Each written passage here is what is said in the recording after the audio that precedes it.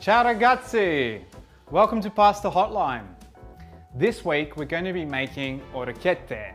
It's highly requested and it's my absolute pleasure to be able to show you how to make it. So what is orecchiette? It's a little pasta, a small pasta, and it actually translates as the phrase little ears. I guess it's because they look a little bit like little ears. But what's interesting about them is they've got a little dip in them that is perfect for holding sauce, essentially. You can even put them in a soup, but yeah, they work well with a wide variety of sauces. The key differences with orecchiette is we're going to be using semolina flour instead of plain flour. Not a worry if you've only got plain flour, you can use that instead, but the semolina flour gives it that slightly different texture, which is a little bit more interesting as well for the pasta we're going to be making. In terms of time we'll be allowing for today, allow about an hour. I'll be making enough orecchiette for 3 people. So if you're making it for more, probably allow for more time. Otherwise, just make a bit less just to get familiar with the process. In terms of ingredients, I'll be making it with semolina flour, like I said, and water, and that's the pasta. That's all we'll be using for the pasta. So no egg in this time round. For the sauce, I'm going to be making matriciana, which is a simple red sauce with chili to give it that heat. Some of the other key ingredients, so we're going to be adding white wine to reduce the sauce, makes it really rich and sweet, and be adding in a fancy meat, speck. If you don't have speck, a similar meat you could use is pancetta. You could even throw in bacon, or if you're vegetarian, no meat at all, and that's all okay. In terms of equipment, we don't need a pasta machine today. This is all made by hand, which is the extra wholesome part of what we'll be doing today. What is essential, I think, in my opinion, is having a wooden chopping board to help roll the pasta. If you don't have a wooden chopping board, that's all right. You can still use your bench top. I find the semolina flour, just because of its grainy texture, it slides around a little bit too much when we're rolling it out, but the wood helps that stick. So if you've got one, use that. In terms of other equipment, just we'll be using a regular knife that you would, just a common knife, I think it's called a butter knife. This is going to be used for rolling the orecchiette into a shape that gives it a bit of extra texture, and you'll get a sneak peek of how we do that soon. I like to break the process down into 4 key steps. The first being making the dough itself. I think this is critical because getting the dough right allows you to roll it out a lot easier and then make those little pastas a lot faster as well. It can be time consuming if your dough hasn't sort of formed properly, so we'll pay a lot of attention to getting that bit right. The next step would be prepping the ingredients for the sauce. And the reason why we'll be just prepping the ingredients and chopping them is to give the dough a chance to rest a little bit, which really helps with the process. And then we'll move that to the side, and then we'll start to make the orecchiette itself. This is probably the funnest part of doing it, the most chilled out. So if you've got music, chuck that on. And it's a great way to make pasta with friends as well. That's the real fun part. The last step will be cooking the sauce and cooking the pasta. So we'll leave the orecchiette to dry as much as possible and focus on the sauce. Now in Italy, they'd probably make the orecchiette and then put it on a big tray and then leave it in the sun for 3 days. But we're not going to do a live stream over 3 days. We'll just make it, let it dry for as long as we can, and then put it in the pot to keep it fresh. But yeah, a quick run through of the ingredients that you will need for the sauce as well, because I skimmed over that. So Olive oil, garlic, and onion will form the base. We'll then be putting in some capsicum. We'll be chopping that up and throwing it in. Red or green, doesn't really matter. Some chilies, if you've got really hot ones, awesome. I like using fresh chili as opposed to chili flakes, but if you've got chili flakes, that's fine. Your speck or your substitute. White wine, because we're gonna let it simmer down. Can of tomatoes, these are just finely chopped. And this Mutti brand have a really cool can, which also doubles as a fantastic stubby holder. So make sure you got your drink as well. And I think that's pretty much it. Let's get started by just clearing our bench space so we can start making the dough.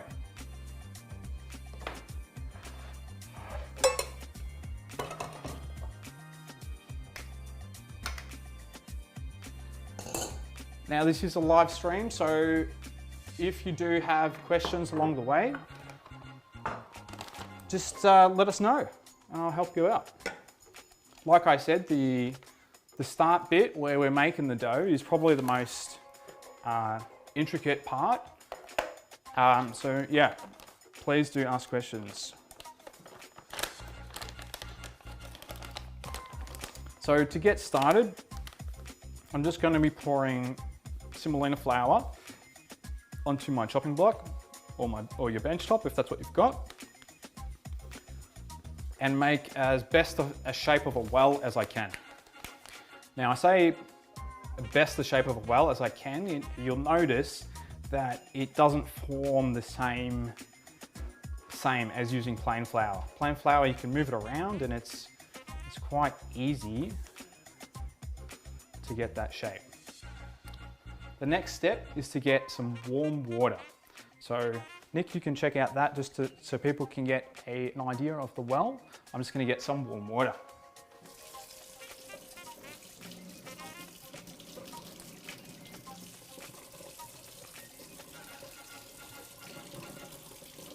In terms of how much water you need,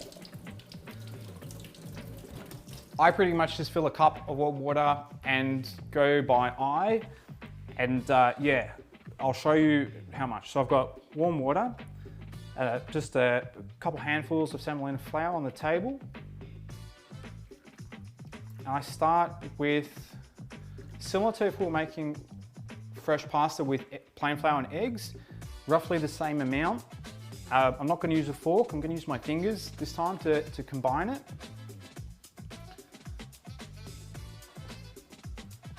And I found with the times that I've made pasta with semolina flour, really want to try and keep it as moist as possible. That is key. So if you end up with excess semolina flour, there's two things you can do really. You can add more water to pick up the dry parts of the semolina, or you can just try and remove as much of that semolina flour as possible. So with the amount that I've got on the table, I definitely want to add just a little bit more.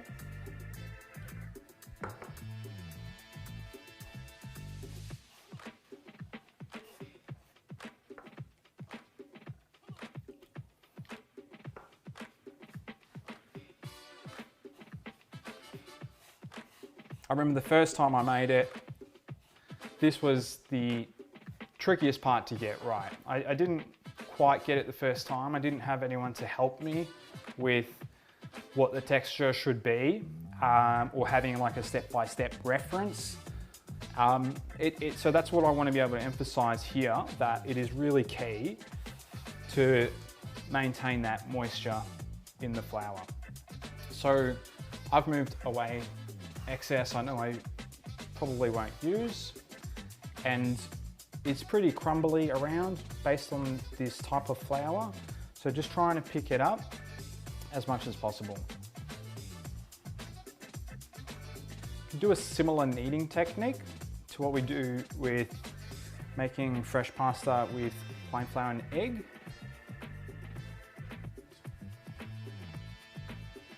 But yeah, the secret really is just making sure that there's enough moisture. If you try and add water later on in the process, I recommend not using, combining more dry semolina with the ball that you're making. I recommend just sort of wetting your fingers and then making the dough ball a bit wetter. Some people use like a spray bottle to keep it moist. I don't have to do that. Okay, so it forms into a ball relatively quickly, and the kneading process, I feel like it's easier to do little micro kneads. So I'll show you what I mean by that. So using this part of the palm, pushing down onto the flour, and then kind of rotating the dough ball, and then repeating that process like this. Now, this is different to how I normally knead pasta. Normally I use my palm, stretch it out, pick up as much flour as possible, turn it 90 degrees, fold it and repeat. But here I'm trying to maintain that spherical shape. The reason why I want to do that as much as possible is to try and get rid of these cracks. These cracks will come back to bug you later on when we're rolling out the pasta dough. What will happen is they start to create frayed ends and even split. If you've had those cheese sticks, those like stringer type of cheese sticks before, that's what it'll turn out like if you don't do these little micro kneads.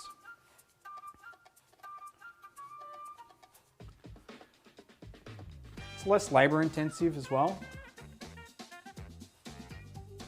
And you just want to make sure that any cracks that you have like this, you're removing.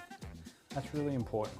The way you remove it is by little micro kneads, like that. If you're making for about 3 people like I am, it's like a handful that's sufficient. If you're making for more, you can divide this up into smaller piles, or you could get some of your crew chopping ingredients earlier, and you can just relax more whilst watching the video and getting an idea of the process. All right, what I like to do throughout the process as well is just having water handy, dipping my fingers in and sort of coating it a little bit. It's a pretty unusual technique, I guess, but that I feel like really helps. You feel a texture change as soon as you do it. It really does help with the kneading process.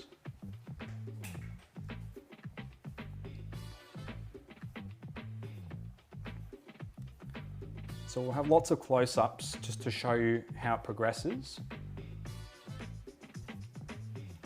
So at this stage, it's a little bit damp. It's warm still because of the warm water. There's little creases, so these definitely will be smoothed out. There's a couple big pieces. You can try and focus on those just a little bit more by just kneading those bits. To remove them a bit faster, just a little bit of water on it, that'll help.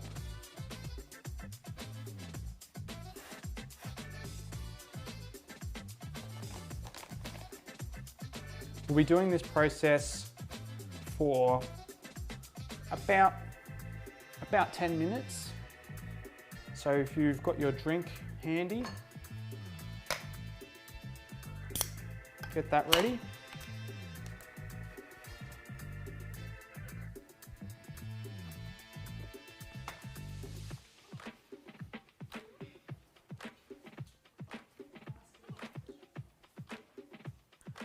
If anyone's gotten started and they're off to a wonky start, let us know what's going on. Can help you out.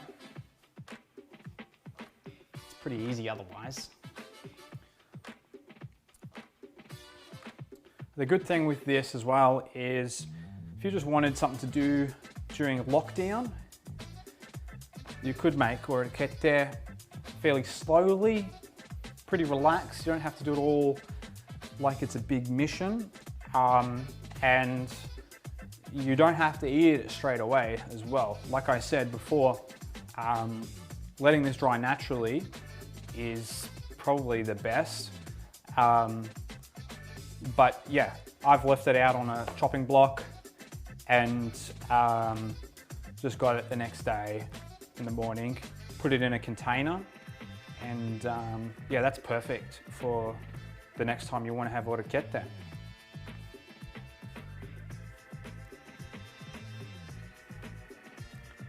Yeah, so you'll notice the smoothness, or as you're kneading it, the texture does feel different. And yeah, a lot of these cracks have reduced those bigger ones that I had before. So I'm putting a little bit more water on the surface area. And as soon as you do that, it's almost like you hear it a bit squelchy on the tabletop, but it's good. It smooths them out so much faster. And this little process, it's quite soft. You don't have to work it too hard. I feel like these little micro kneads are perfect. You can even roll it around if you want to get that sphere shape. Try to get it into a nice ball and then continue.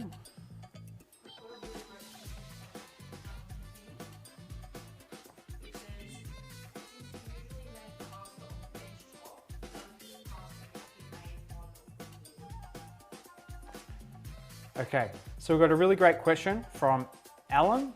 He's saying, since I usually make pasta on a bench top, does this pasta have to be made on a wooden board?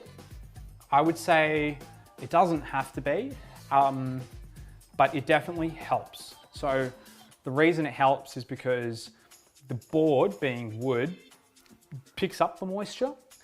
So you can see here that there's a bit of a wet patch. That's not causing problems for me where the pasta is slipping around. It's a little bit soaked into the wood, also soaking into the mixture itself. It also is that bit of extra grip. So you don't notice it so much at this stage, but the next stage we will be rolling the pasta out into tubes that are about the size of your pinky finger. And that process on a slippery surface with this type of grain is quite tricky. It's almost like you're sliding it around. So it does help being on a wooden surface. But yeah, you can still do it. It's just a little bit more tricky. So I reckon with the dough that I'm making at the moment, more than 3/4 of it is in a really good shape. With these little micro kneads. We'll be doing this for a few more minutes. I've just got to focus on the bits that have cracks.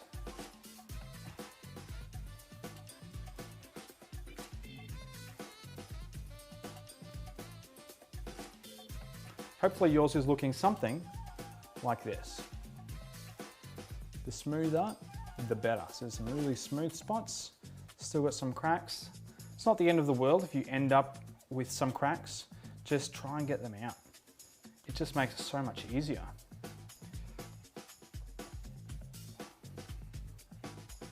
Like I said, keeping it moist with water definitely helps. What we'll be doing after this is resting it. You can wrap it up in Glad wrap and put it aside. Maybe throw a tea towel over it as well to keep the warmth. I do this little trick where just grab a little bowl big enough to put on top and just chuck it on top. Also saves having to use plastic. All right. Hopefully getting the hang of this kneading process.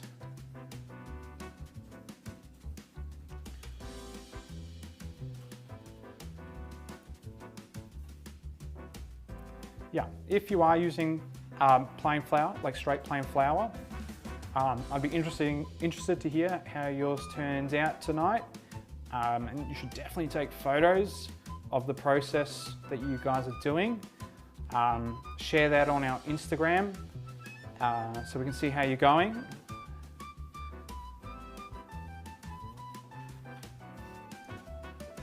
You find you get into a little bit of a groove at this stage, and if you've had a big day, you want to wind down a little bit, have a drink, make some pasta. Something to do during lockdown with some friends. Why not? Cool. I reckon I'll do it for maybe like a minute more. And just before I wrap up, I'll get Nick to come around with the gimbal, the roving cam, just so you can get a close-up.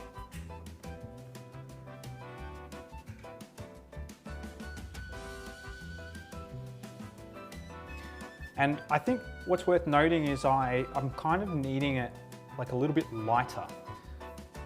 So I've gotten to a groove where I'm really happy with the spherical shape. There's no major cracks. You can always roll it around. It's pretty soft. So I'm just kind of I'm at a point where I'm just like finishing it off, and then I might clean up the board a little bit in prep to roll it out. Okay, I think this is done. Been eating it for about 10 minutes. So what you do is get it into as round a shape as possible. And I'm just going to put it here for a minute just to get the excess semolina flour off my chopping board.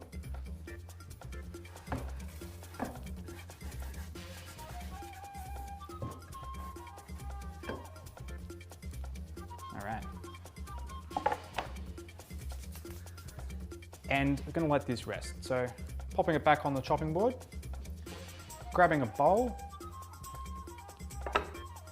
we'll leave it there for about 5 to 10 minutes, or however long it takes us to chop the ingredients, really.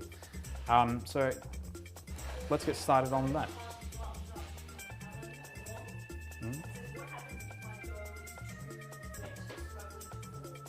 Okay, got a question, bit of a pasta disaster from Alan, a different Alan this time.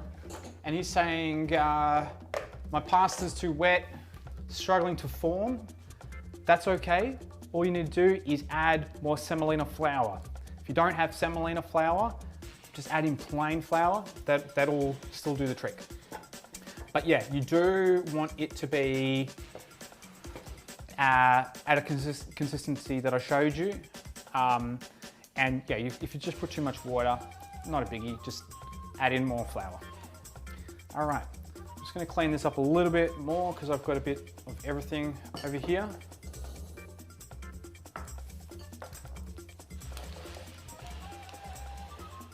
Okay.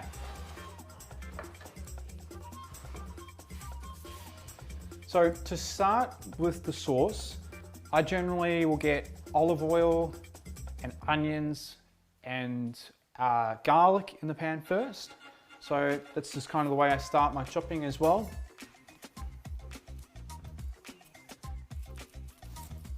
Although I'm going to try and prep these ingredients, leave them here. Hopefully by that time, the orecchiette dough or the pasta dough has rested enough, and we'll start to roll that out.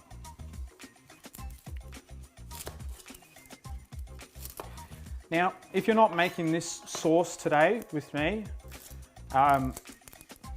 it's a shame because you're going to be learning a cool sauce, but of course you can use whatever you want. You can even substitute, make it your own.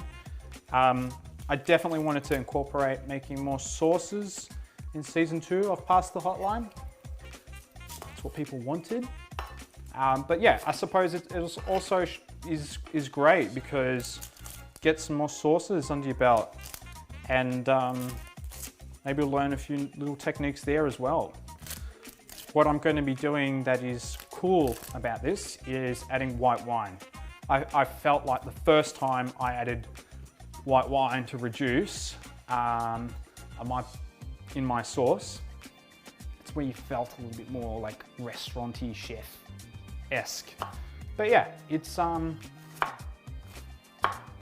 whatever sauce you've got is fine.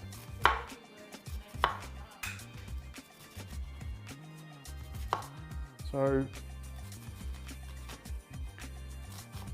I'm just going to be chopping these onions into a diced form.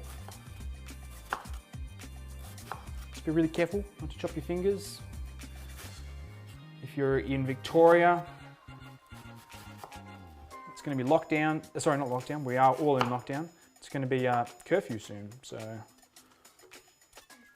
that would be a bit crazy. Hope everyone's doing well during the lockdown time, particularly for everyone in Victoria. I know it's pretty hard. Cooking's therapeutic, so this is great. Like, when you get better at cooking as well, it's really just more confidence with what you're doing, and it's confident for yourself as well. Confidence in what you have to offer. And if you're cutting onions, you might even shed a tear, get a bit emotional. So hopefully it's all coming to that point. You can let it out making some sauce.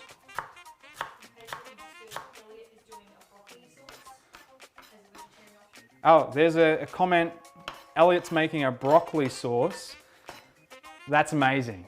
I was thinking to make a broccoli soup and put the orecchiette in the broccoli soup.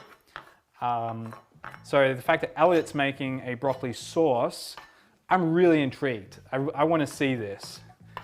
Please take photos, Elliot.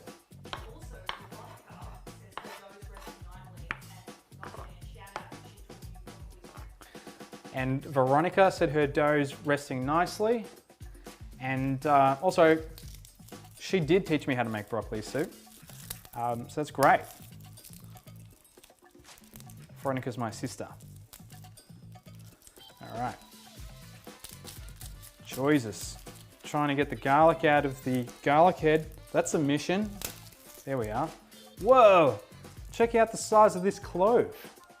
It's mammoth. Ah, look at that. That's one clove. Holy moly. That's a winner. All right. See? You can get excited about the little things.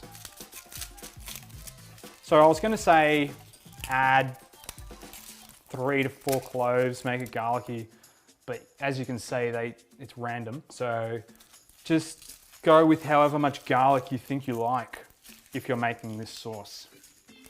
All right. So I'm probably going to do 1 outrageously large garlic clove and 2 regular sized garlic cloves. These can be tricky to chop. I always do the edges first. I don't know, there's no real science to it. Jesus.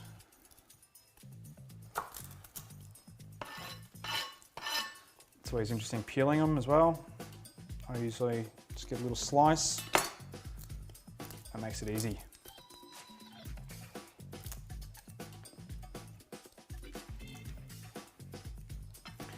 Garlic is such a good staple. I feel like it brings out whatever other flavors you're using. So what's special about the sauce we're doing is it's rich, it's sweet, and it's hot.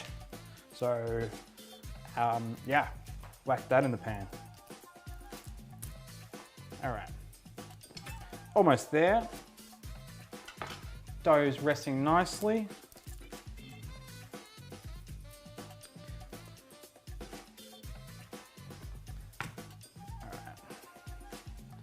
I've got this little squashy technique.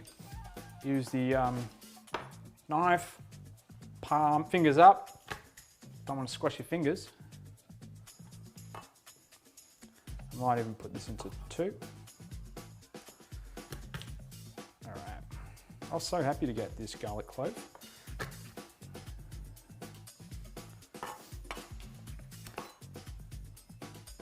All right.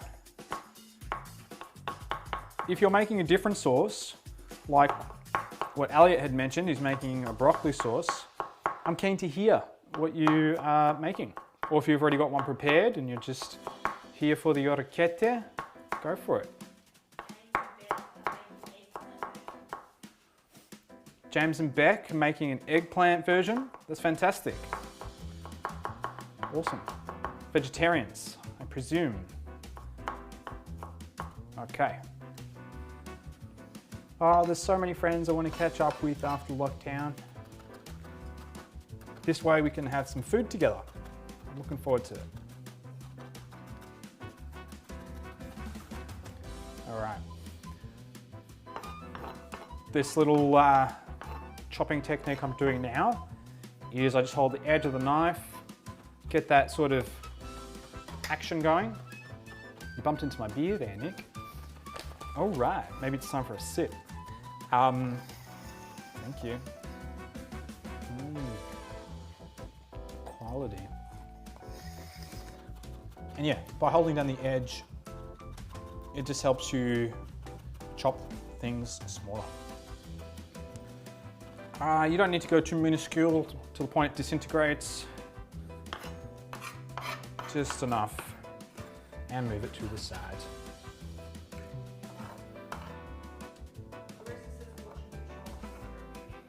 Ooh. Okay, so got the onions, got the garlic, got a big old capsicum. I probably will use half of a capsicum maybe. We'll see how we go. I just chop that down the middle. Get rid of some of these little seedy guys. No one likes seedy things.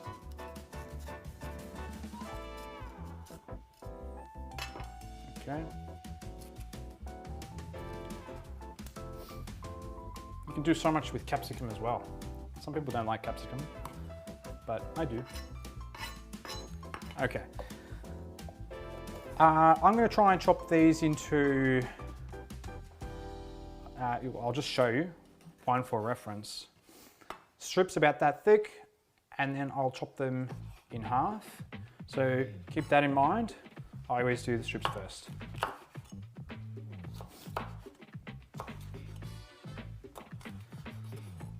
Okay, there's a bunch.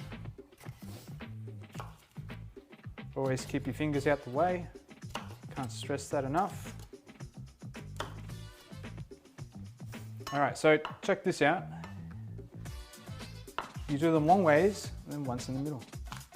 Done. All right, cool. Capsicum. What else do I need to do? There's chili and speck, or whatever your substitute is. I will, oh, that's garlic, not chili. I'll do the chili last actually. I'll start with the speck. So this one I haven't opened yet. Okay, so this is what speck looks like. It's kind of like a fatty type of meat. I think it's the cheek of a pig. I'm not going to use too much. Nah, just kidding. I reckon maybe about here. We'll probably, I don't know, we'll be conservative to start with. We can always add more. Easy way to do this is just to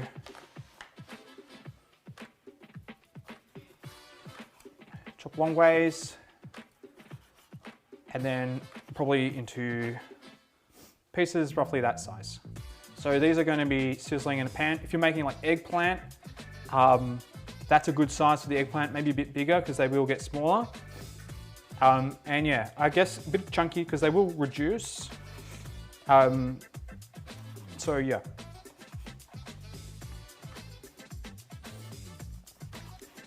Really depends on like how much you want.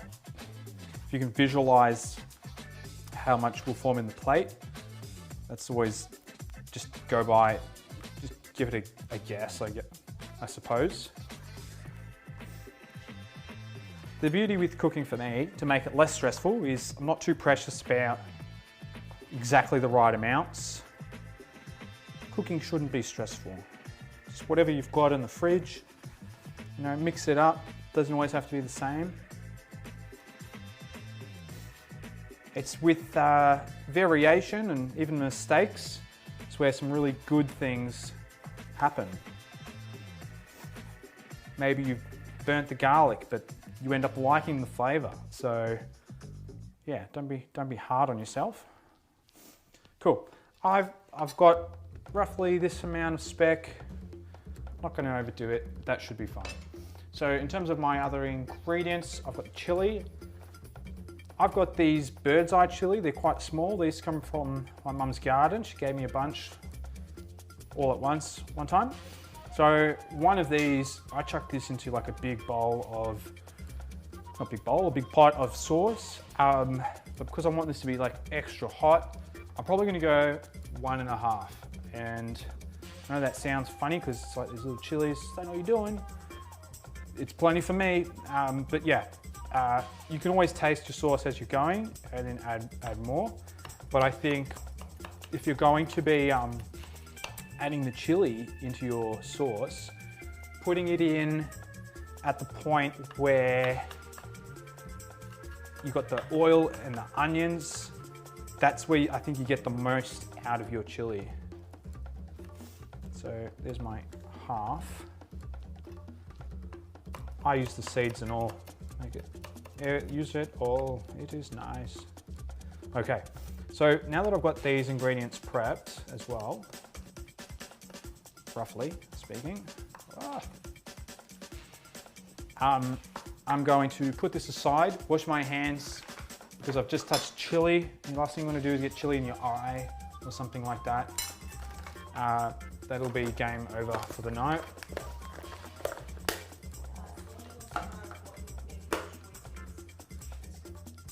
Cool. So let me just put this to the side and clean this a little bit, and then I think I've got some questions that I can answer. So I'll come back to that. Just stay there. Washing my hands. And this is how you wash your hands. Just kidding. All good. All right. Now, you do want clean bench space, clean hands, because this next part is important. It can be really tricky to get right. So I'll go slow to start off with, and I will have a sip. I have Brunswick bitter in a tomato can. Get on it. It's wholesome, it's good. All right, bringing the dough back into play. It's almost like a team sport, substituting this and that. Okay. My little hack here is, because I don't have a wooden bench top, the long wooden board against the wall, so that when I'm rolling, just makes it that extra bit easier. So get all the little dry semolina crumbs out of sight. Don't want them. If they get onto your dough, they're just gonna be an impression in the dough, and it's gonna be annoying when you're rolling. So get rid of it. It's all good. All right. Now, the fun bit, the unveil. Ta-da, it's exactly the same. Doesn't matter. It's rested, and that's what's important. If you've got your water handy, keep that with you. It definitely helps if you're feeling like the rolling process is it's a bit difficult, and you'll get an understanding if it's a bit too slow of a process. Then yeah, add some more water, a little bit, and I'll show you how. So just ask. So the first thing I'm going to do is, I'm not going to cut it down the middle like I normally do. I'm just going to cut a little bit from the side. I'll show you exactly what this looks like. Look at that. If you've ever had a pork bun before, it's like as dense as that. So I've sliced off probably about 1.5 centimeters of the mixture. It's quite moist on the inside. It's very dense. So that I think is good. If you're seeing major cracks, it's okay. Don't stress, you can still work with it. Maybe work with, if you're struggling, rolling some of it out. You can also just put it to the side and try and grab a good piece to work with. But what I do is I just start rolling it slowly and try to make sure that it's compact. So I'm applying pressure to the board, not to the point where it's getting squashed, but I really want it to maintain that cylinder size. You can notice already, because this dough is moist, I am getting this result this quickly. The first time I did it, it was actually really difficult to roll out, and it was because it was far too dry. So if you're noticing that it wasn't that easy to chop it, you can't roll it this easily, you need more moisture. So you can just grab a bit of water, dress it a little bit. It helps, definitely helps. Maybe even put a bit on the table. Getting that bit of extra grip is nice. If you made gnocchi with us in the last season, this is similar, but it's like it's on a smaller scale. So what I'm going to be doing is getting this to roughly the size of my pinky and keeping it even. So as you roll, you can start off in the middle and roll out, and you probably want to just focus on the edges to keep it even. I'm pretty happy with this. Maybe a little bit more. Okay. So that's about the size of my pinky. Doesn't matter too much. Okay. What we're going to do is grab a sharp knife and make little pillows. So I'll show you the size and what they look like. And I say pillows because they're kind of like the ratio of a pillow, but they look very even. It's really cool. They're very delicate. We want about that size.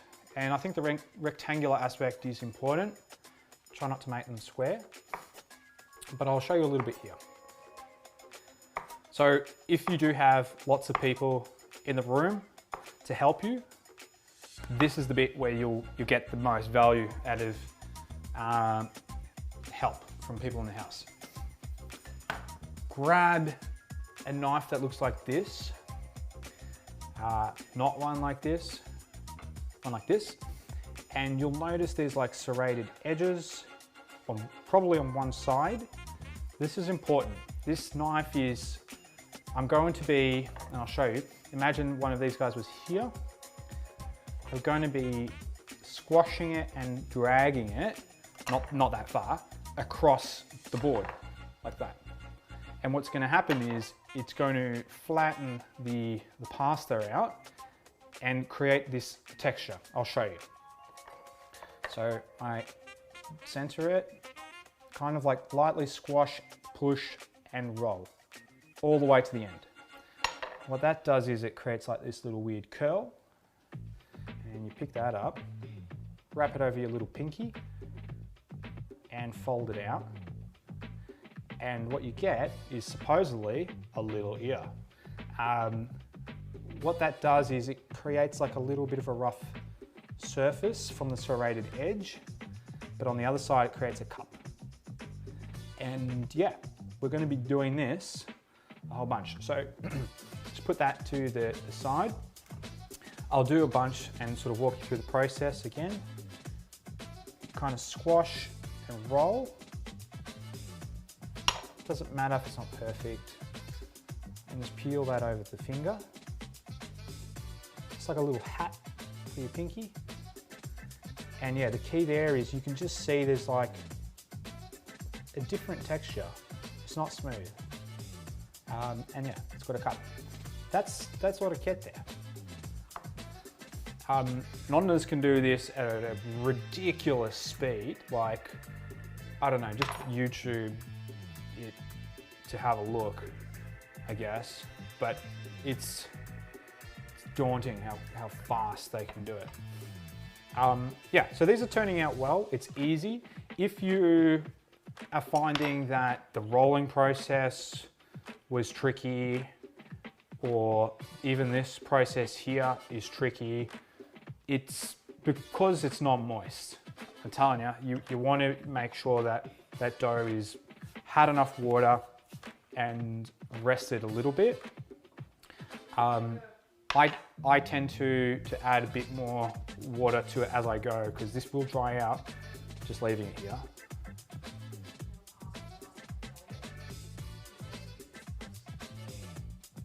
Okay, got a pasta disaster from Elliot. He's saying, is it supposed to tear when you're doing this? Look, I wouldn't say it's supposed to like rip into like several pieces, but it's okay for it to tear. Sometimes what I do is towards the end, I sort of like scratch it a little bit too much, and it's okay. You can just sort of mend it back on your finger. So I've kind of created a hole in this one, just kind of delicately like leave more of a pasta roll there. Yeah, but look, maybe like the angle is more important. So I come in at about a 45-degree angle. I usually get a bit of traction early on with the knife there, roll it out. And I did that one kind of lightly, but very easily it could tear. He says it's just the top surface rips open. Okay, if the top surface is ripping open, I'll try and simulate that. Okay, you're probably sticking the knife through it too much. Just go a little bit easier on the knife rolling out process. You might get less of a texture on top, but it should still work. See that texture? That's kind of what you want. It takes a bit of practice too. Once you get the idea of the process, that's what's important. It definitely gets easier the more you do it.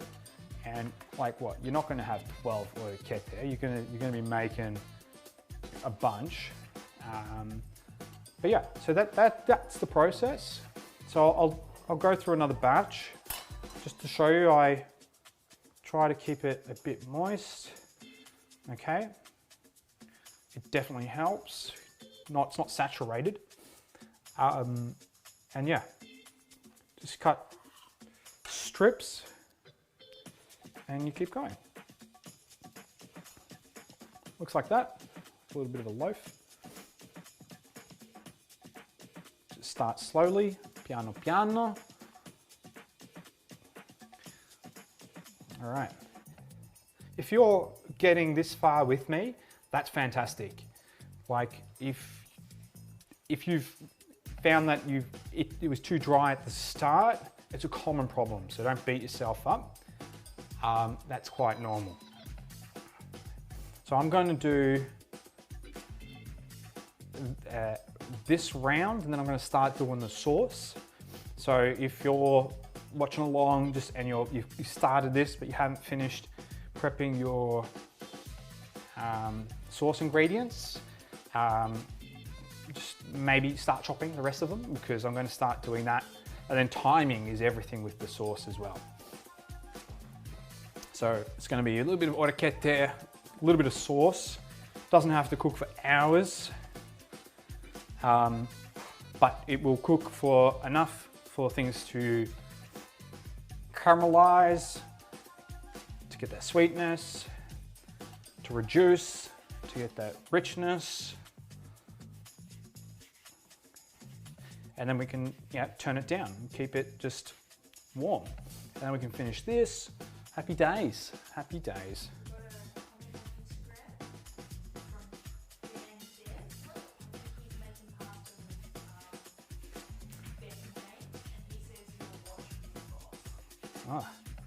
And a couple compliments on the jewelry on the Instagram.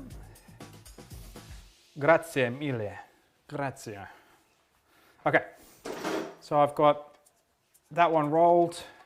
It's go time. So I've seen nonnas do this and they're just like really quick. There's no way I could do that. this for me is not a production line. This is a wholesome, making something interesting, something delicious, healthy, something you can do socially. Fresh food lasts longer, you don't feel as sick if you eat a lot of it. I mean, the list goes on, the list goes on. Yeah, this is, I think this is a really interesting pasta to make. It's quite technical. Like if you are following along and you're getting this far, like seriously, kudos. This one tore a little bit. There you go, Elliot. Not a drama, just mend it. Oh, I mended it already. Didn't give enough notice to Nick to get a close up. But anyway, it's all good. Yeah, so I'm just gonna do this. So therapeutic. I'll do it. Ooh, I think I tore this one too. Yeah, kind of. It's a bit thin there. See? Not a worry. You can just sort of like mend it. It's home cooking, you know? It's home cooking, no worries, no worries. Oh no, if you do like completely butcher one like I did there, RIP, just put that to the side. All right, we'll get a new one. All right, yeah, so if you're literally doing this, like me too, you're chilling, you're making orecchiette, like, I'm proud. Like, you've done a pretty intricate pasta, which is famous in southern Italy, in the Puglia region. It's not easy to get started, and it can be quite a commitment to learn, but once you know, it's actually not that difficult. Where it's rare, I guess, is the homemade one. Takes time, and you'll see when you eat it, it's definitely got a different texture, which is why we want to make them small, because they are a little bit more chewy, and it's why you want to get that little cup to hold the sauce. But yeah, definitely doesn't take that long if you've got multiple people doing it. So the more people that know how to make it, the better, for sure. Okay. So I've got probably five more to go. And I'm gonna start making the sauce. I might be going a little bit over an hour, but hopefully not too long. What I'm gonna do is boil some water, because I know I'm gonna need it soon.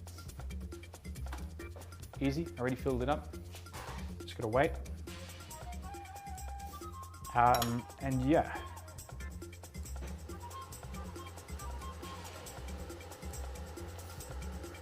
So yeah, the knife is important for this serrated edge, or it roughens it up, makes it more rustic. Sometimes if you just don't have the right equipment, it makes it a bit harder, but luckily you probably have about 12 of these in your drawer. You've probably picked them up from various places, hand-me-downs, random stores. They're easy to get hold of. All right, so I've made a bunch. They're looking pretty wholesome, just sitting there. I'm gonna start doing the sauce. So if you wanna bring the gimbal over. Okay, so to get started with the sauce, oil in a pan. So I'm gonna put it on a medium heat, I guess.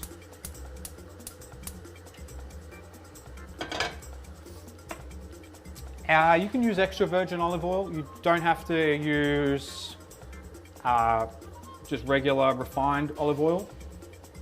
I'm always generous with the oil amount, but that gives you an idea for how much I'm using. Just enough to cover the pan. It should be fine. I might even add a little bit more later. I'm going to throw in the onions first.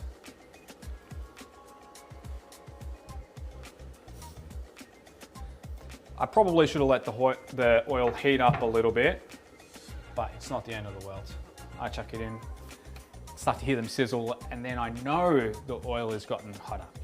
But I put the onion in and then the garlic, because the garlic will cook faster than the onion, and I want the onions to sweat, to become a little bit more translucent, get the aromas. And then, yeah, I think the ordering of the sauce is important to get the right textures of the ingredients. So I'm just gonna get a wooden spoon. It's gonna be good.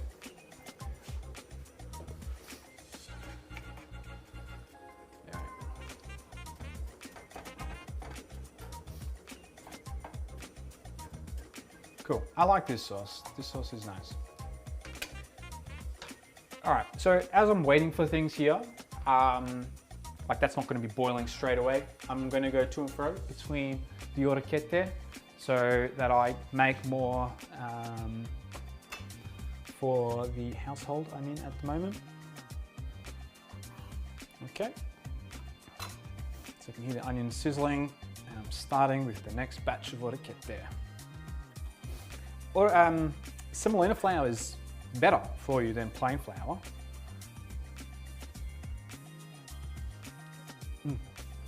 And it's good to have a drink while you're cooking as well. That's better for you as well. I think there's more fiber in semolina. And they say if the semolina you have is a bit more yellow, that's a sign of a better quality semolina. So if it's just plain white, probably more refined, missing some nutrients. You can see, well, you probably can't see here, but I'm feeling that this is a little bit drier than the first batch that I was doing. It's still very workable, so no sweat there. But it means by the time I get through this, I probably need to add a little bit more water just to keep it moist, you know? It makes it easier to work with.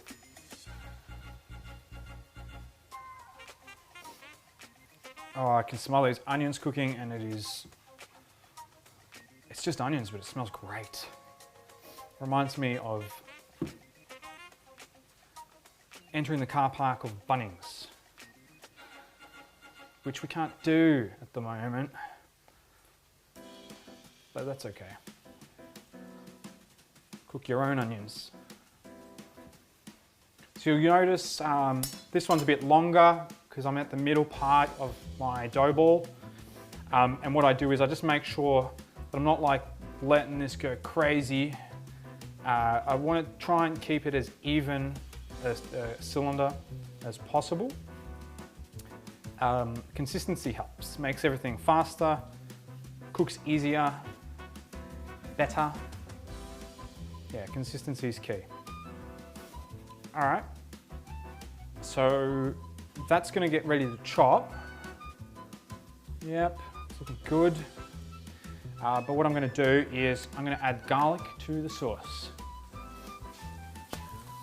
So I'm trying to avoid these from burning, so I've turned the heat down.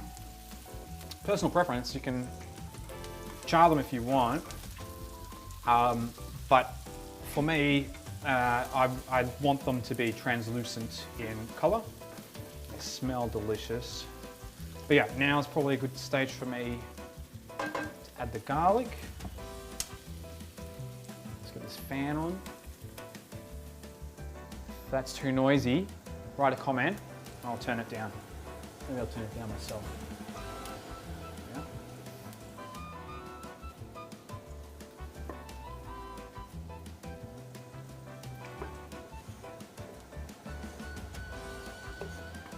Cool.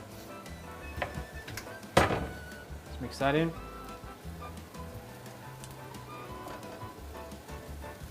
Yeah, so the garlic will cook faster than your onion, for sure. And I'm even going to get the chili action in on there.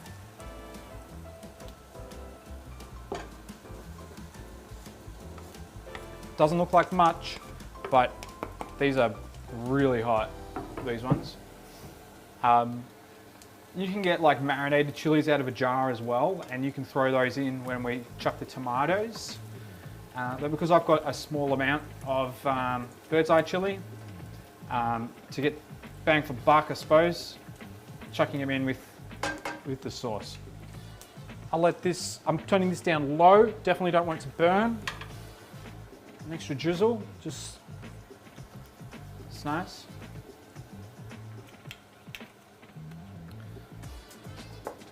All right, I'm gonna start chopping this. That's gonna cook and smell amazing for a little bit more. You'll notice I chop these all at once rather than chop and then make an orecchiette, chop, then make one. It's faster and it's easier as well. Like you're less stopping and starting, you know? There's enough of just going between the stove and the bench top. You can make these at all sorts of sizes as well. You don't need to be making these this small, but this is what I wanted to show you. This one kind of looks like an earplug. It's kind of fitting because these are little ears. Dad joke. Dad joke because Father's Day is coming up.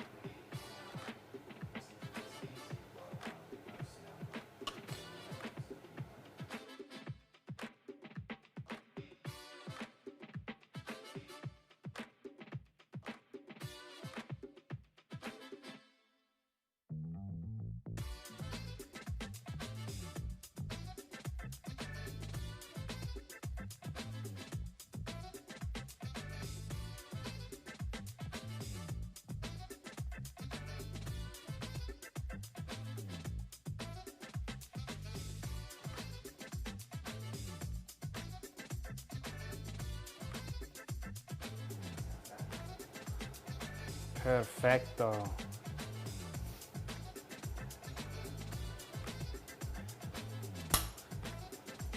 All right, I'm gonna have a quick check of the sauce. You keep going, keep doing you. Yep, I reckon Nick, come over with the gimbal. I'm gonna add more ingredients. This smells so good and it is just onions and garlic, it's insane.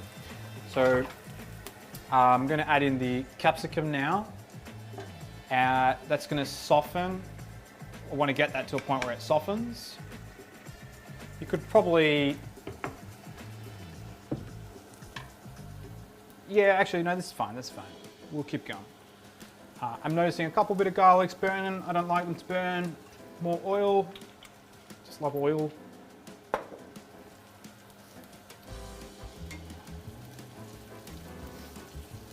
Oh, it smells so yummy. It's good stuff. All right.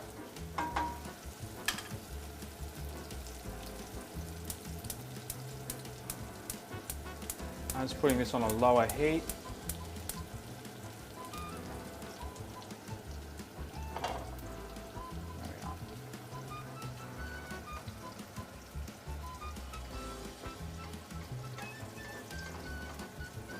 All right, hopefully your base of your sauce is looking like that.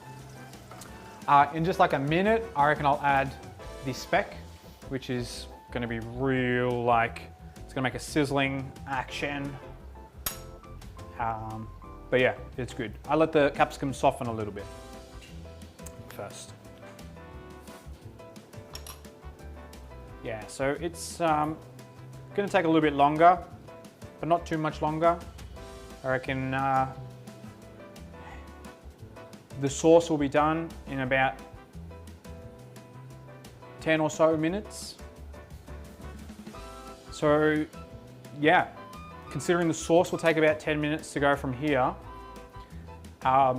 make as many orecchiette as you can, because you can serve up enough to eat, and then you can leave the rest to dry, and you can have at a later date.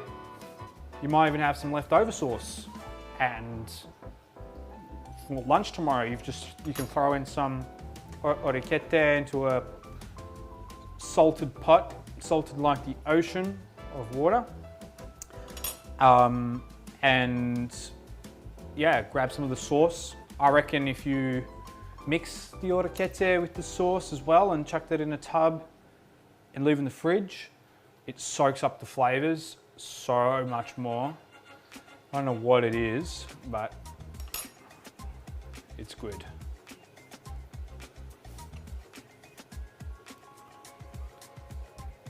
All right, we're getting there. We're getting there.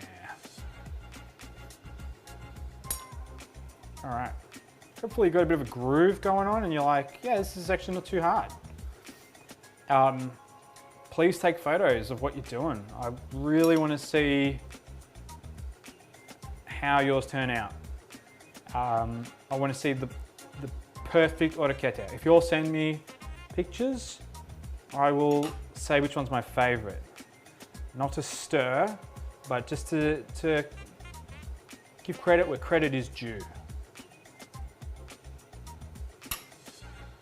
It's also really nice, you know, like if you're pretty proud of the ones you've made, that's awesome. Okay, I'm going to add in the spec. So Nick, if you want to bring the gimbal, get that nice camera action. All right, it's not too hard.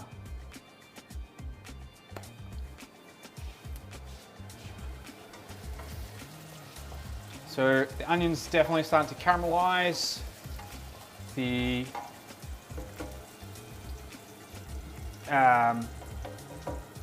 capsicum is softening, chucking in the spec.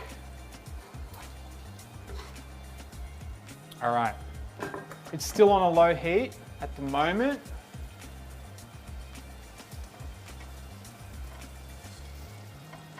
Oh, it smells so good. I like to mix it around, get the oil over the spec.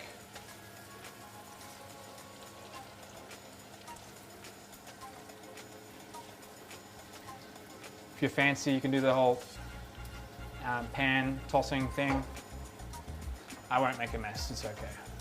This pan's heavy as well. All right. Very nice, very nice.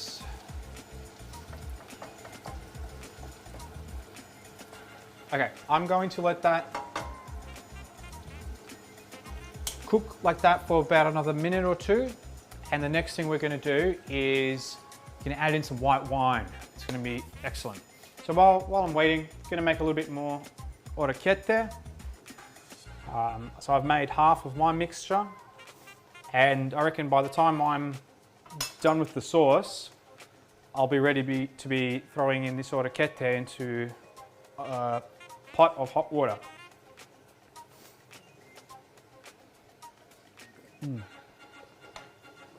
I really love these tomato cans. They, I think they came from Mediterranean Wholesaler on Sydney Road. So shout out to that store. They didn't ask me to, but I have an affinity for them.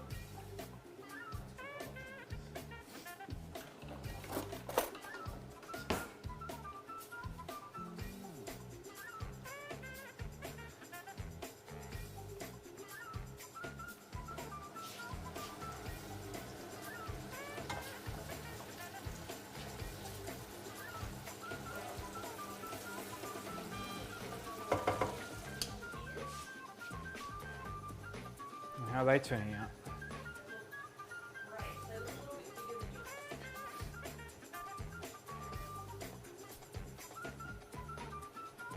Just keep an eye on your sauce. You don't want it to burn. Probably smells really nice. I'm hoping you're enjoying this experience so far.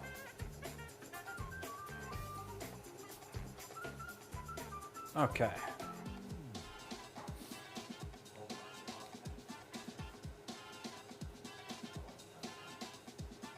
Yep. This is good. I'm so glad that this mixture turned out. You know, sometimes you get a bit worried but I guess the more you do it, the less goes wrong. And yeah, it's looking pretty good. Semolina flour is a really interesting flour to use. Like I said before, it's a little bit more chewy, which is why I reckon making it, the ears is smaller, little ears, the orecchiette smaller. But yeah, before I start getting chopping on this, what I'm going to do is I'm going to add white wine to the sauce. So come along here, Nick.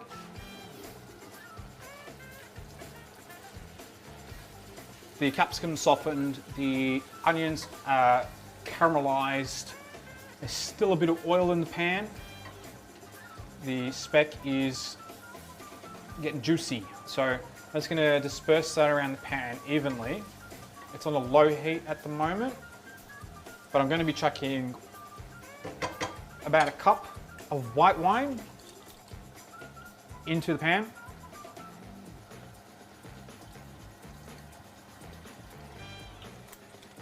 And one for good luck.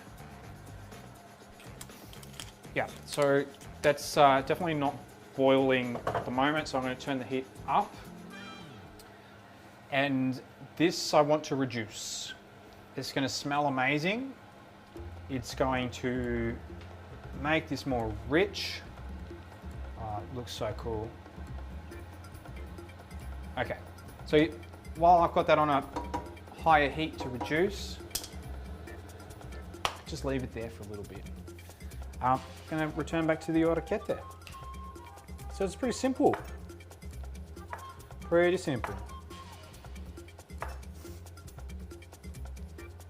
You can make larger orecchiette. I haven't made them that much larger than the size you see here.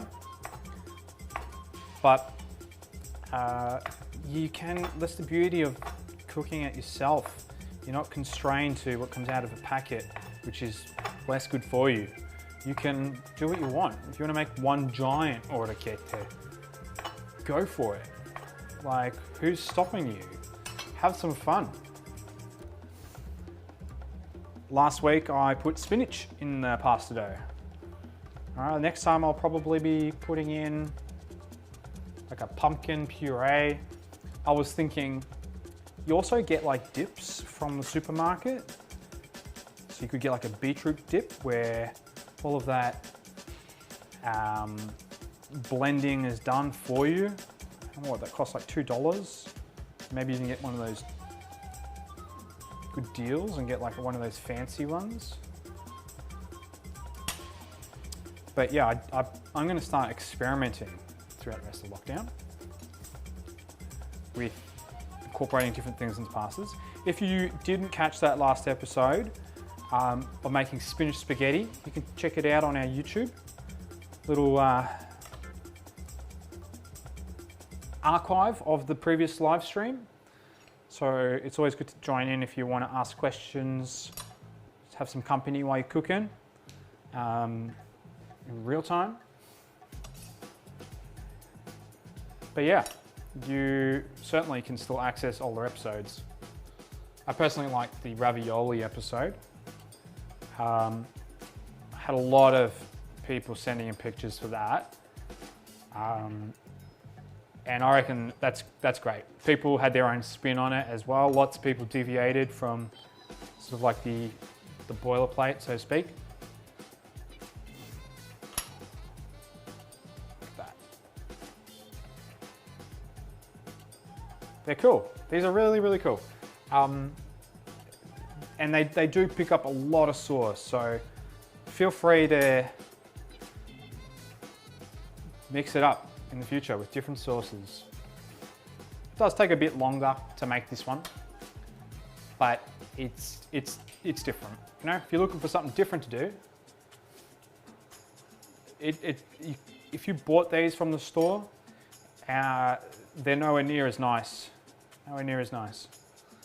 Sorry to all of the people that sell orecchiette in a packet. These are better.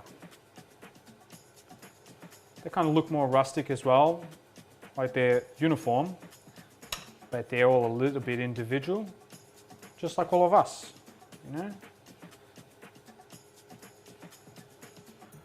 It's a nugget of wisdom.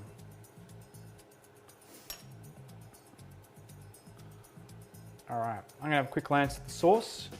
You can skip the pasta camo, and that's all right. Oh yeah, you should bring this over. Bring it over, Nick. Look at this. So the reduction of this white wine is creating a sauce. It's less noticeable in that area. Let me twist this pan around. Yeah, you can see this is starting to turn into a sauce with the caramelized onion, garlic. Oh my God, it smells so good. I'm gonna keep it going like this for probably another minute, and then I'm going to pop in some tomatoes. But yeah, just leaving that there is totally fine.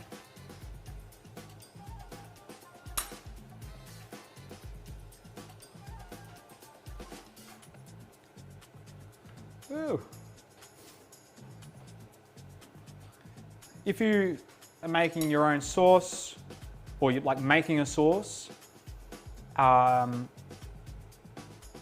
can really stand out too. Like I said, these hero the sauce, and they're just a great texture to go with it. You don't need too many on the plate. You don't need to fill the bowl up to the brim with these.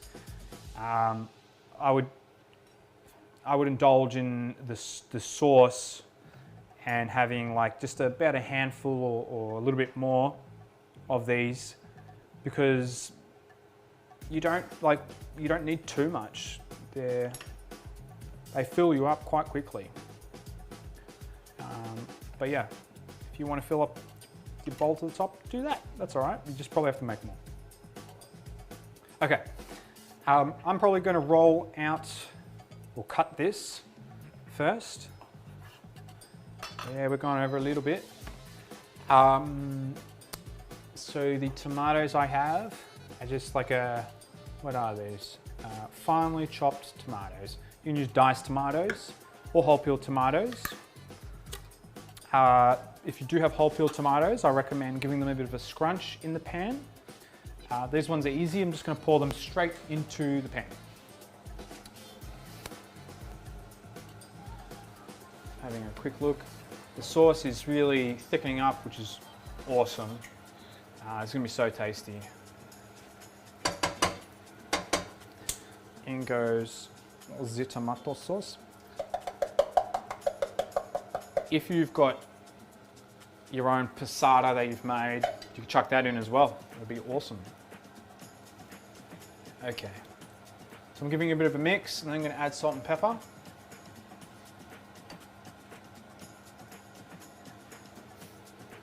Still got that nice little oily texture as well,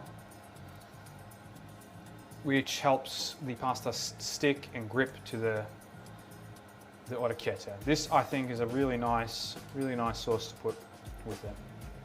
Okay, get rid of that for the moment.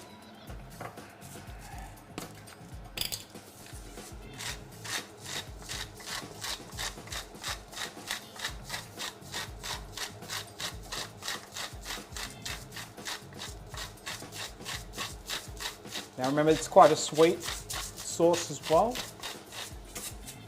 I'm never too shy to put a lot of salt. I reckon it brings out a lot of flavour.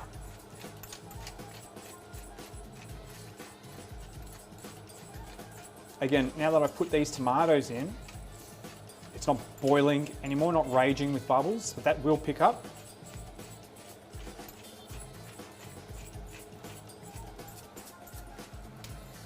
Let's give that a stir. Stir the pot. All right, you can't see those ingredients that much anymore, but they're in there and they're tasty. Okay, I reckon this is gonna be good. I'll leave that simmer. If I start hearing that rage, I will turn it down. But yeah, because from here, with the sauce cooking, almost at the end of my orecchiette, and I do want to streamline this because we're going a little bit over. Just making sure that the water stays hot because I'm going to chuck that on the pot, and then it'll just be like wham bam, thank you ma'am. It's going to be sorted. We're going to be having pasta on the plate really soon, really soon. All right. Hope you're enjoying it. Cheers.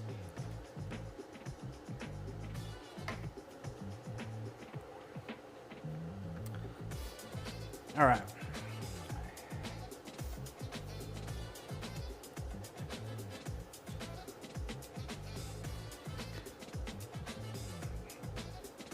Just like when I make gnocchi, I like to use a ladle that has holes in it to take them out of the pot, and then sort of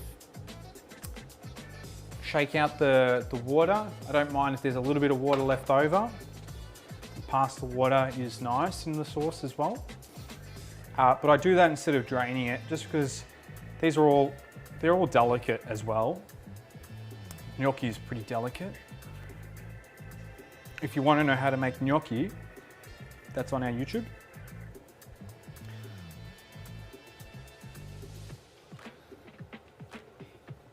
Okay.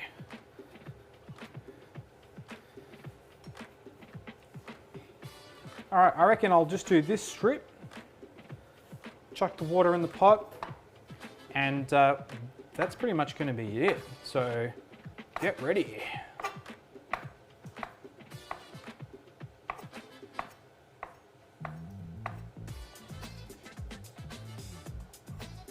I'm going to check on the sauce in just a second.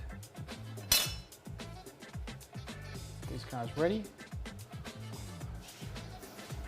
Starting to bubble a little bit too, well, not that side, this is the pot, but it's starting to get a bit bubbly. I'm going to turn it down. I don't need this to cook too much now. It's just staying warm. If you've got some Parmesan cheese or pecorino cheese, you could even put grated cheese in at this point and mix that. That'll lighten the sauce, which is really cool. Makes it a bit thicker. I like to put it on top, but you know, you can do what you want. It's looking really, really nice. So with that staying warm, I'm going to get this guy filled with the water.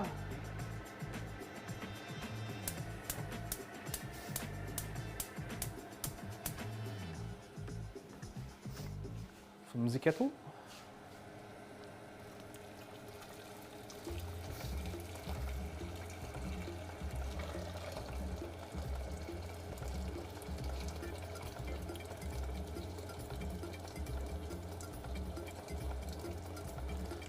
Fantastico.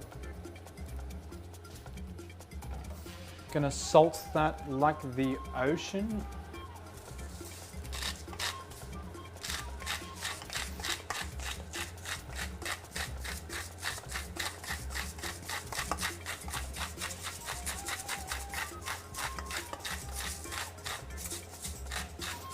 All right, that's good. Shelty, I like a shelty. Sauce, water, good. Final bit of orecchiette. We're on the home stretch, people. We're on the home stretch. Should have said 1 hour and a half. But we're taking it easy. It's nice. It only takes a minute to cook. Really, this fresh pasta doesn't take long. What you can do when you are cooking them is, and you'll see very shortly, you chuck them in and then they rise to the top very quickly. If you were to throw in packet pasta, the same in another bowl, adjacent, at the same time, or even earlier, I'd have my money on that, you will notice that they take much longer to rise to the top. That's a sign that they're less fresh. You want freshness in your pasta. Most certainly.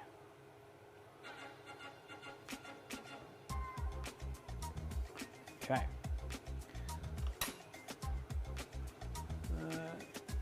Water's boiling, which is nice. Got a handful more.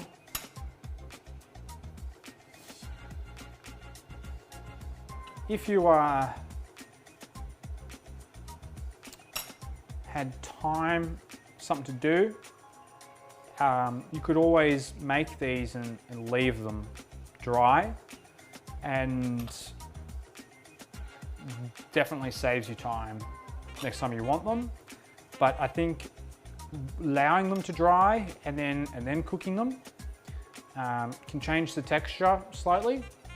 So if you've made your orecchiette today, it being fresh, and it's a little bit thick in certain edges, you might find that it's on the interestingly chewy side. You might like it.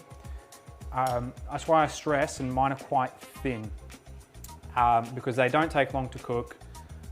They're chewy enough as it is, but because they're fresh as well, it's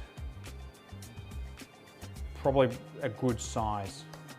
I've got one more to go, and then I'm chucking it in the pot.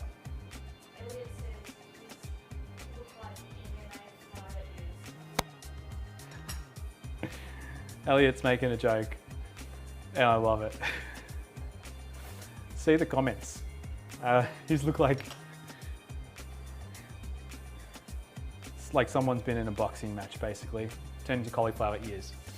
Okay, so that is sorted. I've got my, yes, we're going to have the pasta cam to demonstrate the cooking process now. So bring over the gimbal when you have a sec, Nick. I'll have a sip to relax. Excelente. All right. Here's my board of orecchiette, and here's me cooking it. Sauce is looking fantastico. Smells amazing. There's the raging water. I'm just gonna pop them in. I'm not gonna chuck all of these in at once. Probably do half and half. Medium-sized bowl. But yeah, if you've got a bigger bowl, chuck in more. Just be careful. This bit I always hate because splashes, get burnt. Be delicate when you're moving them into the pot, because it does splash, it just does.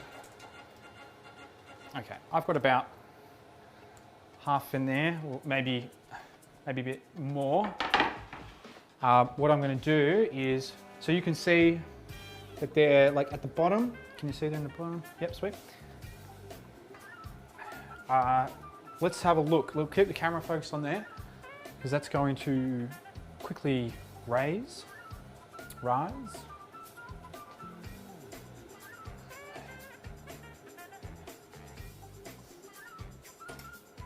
If you've made them a little bit bigger, they will take a little bit longer to rise, but I'm seeing movement at the bottom of this pan very slowly.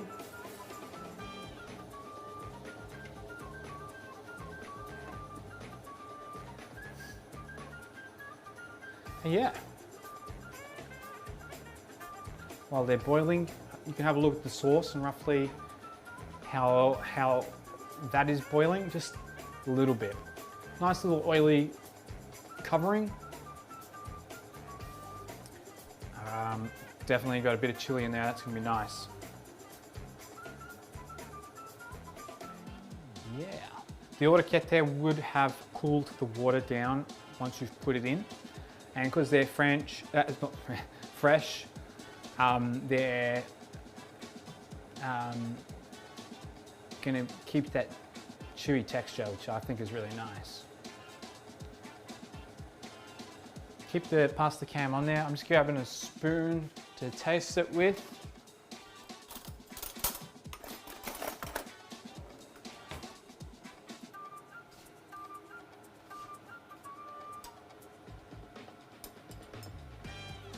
So I'm starting to see them revolve around now. It's a bit hard to see with all these bubbles, but they're starting to move. And yeah, it's good. I reckon they'll cook for another minute or so. I'll give one a taste, and then you cook them as much as you want, really.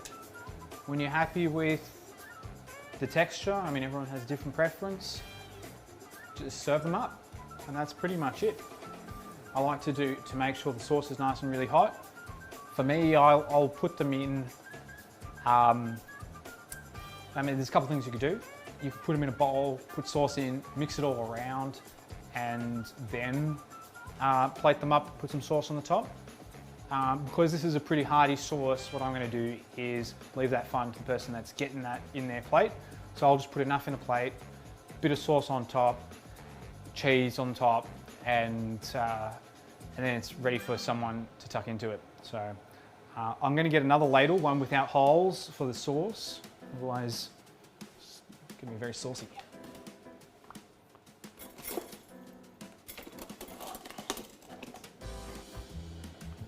Okay, I'm going to give one a taste. They're definitely all revolving around now.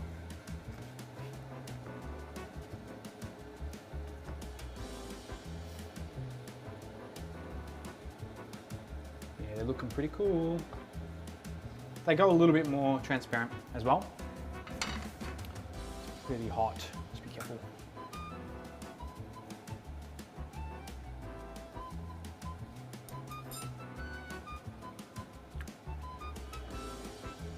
I reckon for me, maybe like 30 more seconds, they're just about done. I'm gonna get the plate ready to plate them up.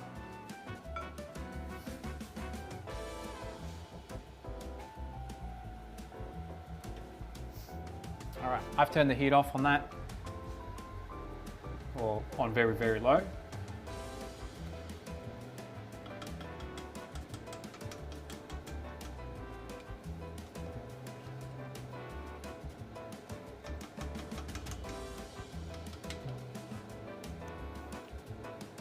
So yeah, this shape is like I was harping on about at the start.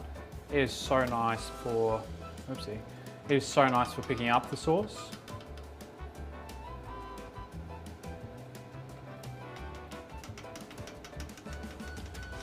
These will be really nice even in a soup. So if I was making a soup, I would probably be cooking them like I am now, but going 3/4 of the way and then putting them in the soup sauce, well, not soup sauce, putting them in the soup to finish off that last quarter of cooking. So, a couple more, lucky last. All right, now, gonna get some sauce. So this is what it looks like without the sauce.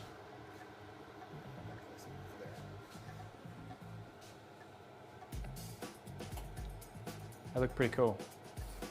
Now, some of the sauce.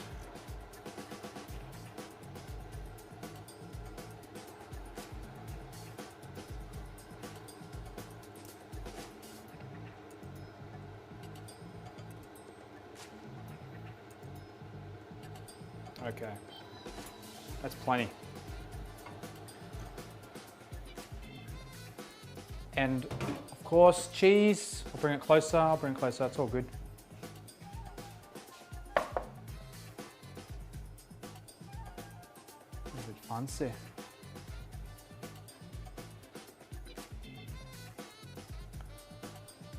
You could put like a bit of basil on the top if you really wanted to. I'm happy with a lot of cheese.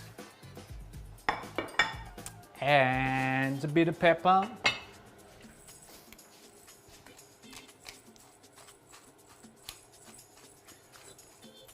And yeah, that's how you make orecchiette with matriciana.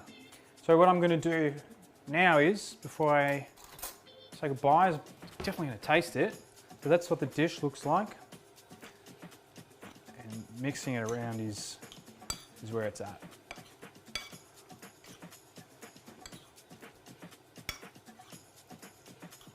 So these little vessels just pick up the sauce so nicely. Oh, it smells so good. Okay, I'm gonna try one. That's really good. Take another one. Perfecto. And that's it. That's how you make it. Thank you so much for tuning in, staying in a bit longer to make it. Hope you had fun. That's what the most important thing is, really, just learning something new. And yeah, if you have photos throughout the day or throughout the night to make this, send them through, because I'd love to see what you've made, how you've made it. Yeah, tune in to next week, and we're going to be making something else, something special. Tortelloni. So make sure you tune in for that last one if you want something to do during lockdown. But aside from that, enjoy your meal, enjoy the company you're with, and I'll see you next week. Ciao!